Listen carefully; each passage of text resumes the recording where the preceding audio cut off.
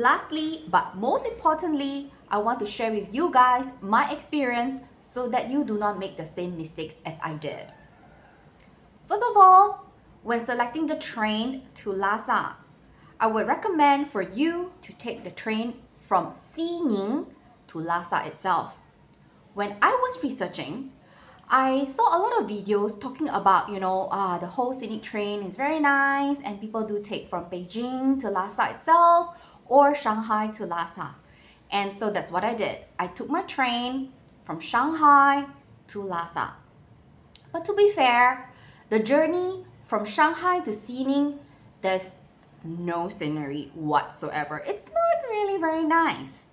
So it is actually better for you to fly directly to Chengdu, and from Chengdu take the train to Scenic, and from Scenic, that's when you start to take the Scenic train all the way to Lhasa. Next would be the timing of the train departing from Scenic to Lhasa. Make sure you grab the train that departs around before 6:20 p.m. Okay, this is very crucial. Okay, why is that? And I'll explain later. Thirdly, make sure you're able to secure a spot in the soft sleeper. Soft sleeper means 4 persons gets to share a cabin. And even more importantly than getting a soft sleeper is make sure you secure the lower bunk. Okay? If you're a solo traveler, this is a must. If you're traveling with 1 or 2 other companions, make sure either one of you have the lower bunk. Of course, if you're traveling a party of 4, then you have the whole cabin to yourself. Why do I say that? Well, to be honest, taking train is kind of gambling or a form of luck. If you have very good bunkmates, you will still have access to the window. If you do not have good bunkmates, it is highly likely that you will not be able to access the window that is within your cabin.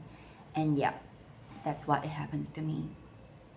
So I would really highly recommend to get the soft sleeper and make sure either one of you or your companion able to secure the lower bunk. Now, let's talk about why we want to choose the Scenic train that departs before 6:20 p.m. Once you leave Scenic station, okay, I think about 30 or 40 minutes later, the train will pass by Qinghai. And with that timing, you'll be able to see the sun setting beautifully into Qinghai. And make sure you stand by besides the window within your cabin. Okay, it will be on your left-hand side. When I say left-hand side, I'm referring to the direction of the train that is heading towards. So the train is heading straight ahead. It will be on the left-hand side, which will be the window within your cabin. After which, you can spend your night resting, eating, no issues. The next scenery that you can catch, it's the next morning at 9-something a.m. The crew will come by and let you know as well. Okay, again, camp by the window of your cabin. It will also be on the left-hand side, just as the announcement, okay, is made saying that you are passing through the highest altitude of this train journey at about 5,079 meters. That's where you will see the majestic mountains. And this majestic mountain is the famous Tangkula Shan. Okay, Tangkula Mountain. That's where the train is passing through at the highest altitude. After which, go enjoy your breakfast, have a chillax time. Okay, the next scenery, okay, will happen on the right hand side, okay, of the scenery. That's when you will pass by a huge lake, okay, on the right hand side. You do not stay in your cabin, come out of your cabin, stand along the corridor, okay. You'll pass by a huge lake, and this lake is an area whereby no vehicles can pass through except via the train. The name of this lake is Tuo Na Lake. This will be another scenic site that you will pass through during this train journey. Of course, along the way, you'll see lots of sheep, lots of yaks, and some horses.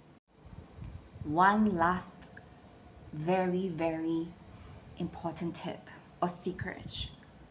In the event where you were like me, unable to secure any lower bunk and have inconsiderate bunkmates, yes, it can happen, all right? Don't worry. Let me tell you where else you can catch these scenery without missing anything. So, walk out of your cabin, go towards the door, the nearest train door, or if you do not have access to the nearest train door, go to the next one. Make sure that you are the only one at the door. Of course, secure the door on the left hand side because the scenery is gonna pop up on the left hand side. Choose a door, make sure it's cleaned, spotless. Do clean any windows or doors before boarding the train. And in the event, like I said, if you're unable to secure any view within your cabin and you cannot, just simply find a door where you have access to the views on the left hand side, and voila, that's where you'll be able to catch all the beautiful scenery from your train from Scenic to Lhasa. Thank you so much for watching my video. Hope you enjoyed this. Tap out.